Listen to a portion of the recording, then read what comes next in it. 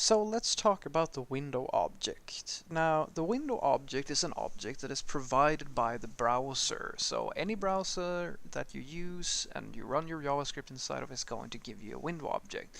And that object is responsible for you interfacing with different functions inside of the browser. And it also holds all of your global declared variables, functions, whatever. So you can see here that if I do foo equal to 1, that's actually the same thing as doing window.foo equal to 1. Same things for functions. And if we go to my browser here and I do foo equal to 1, you can see it's declared, and I can now do window.foo and it will be the same thing. So remember that the window object is probably the most important object in all of the browser.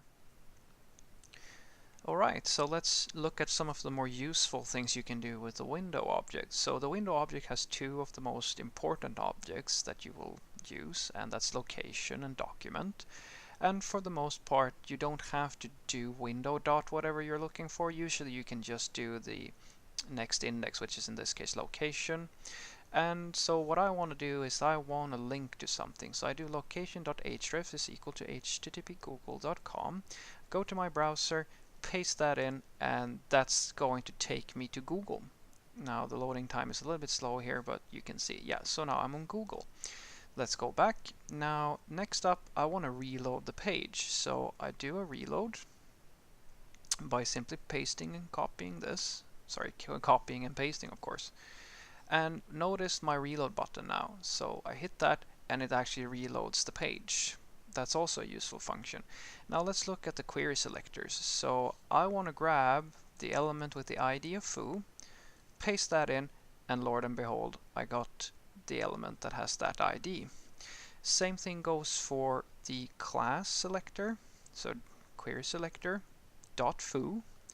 I'll do this, and as you can see now I have the element that has the class of foo.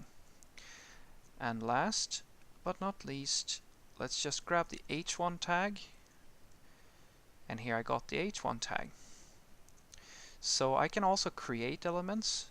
This is me creating a div of my own and putting it on the page. Paste that in, and there you have it, my own personal element. And these are just some of the things you can do with the window object, but I'll leave it to you to explore and find out what else there is. Alright, so let's look at how you can create your own elements. So first you do create element with a div or any other element that you want to create. This is going to be a div. And then you set the text here to whatever you want, and I also add a little bit of color, so my color is going to be red for the text.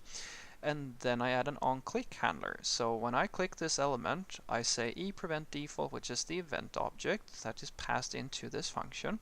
Don't do what you usually do, do my thing instead. That's what this means. And I want to alert.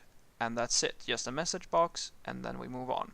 And then I go to the body and I append my new div. So if I copy this and I go to my browser, paste that in, you can see this text appears, and if I click that, I get an alert saying you clicked my div. And that's just one example of what you can do, but you can do pretty awesome stuff with the create element. So just use it, play around with it, and have some fun.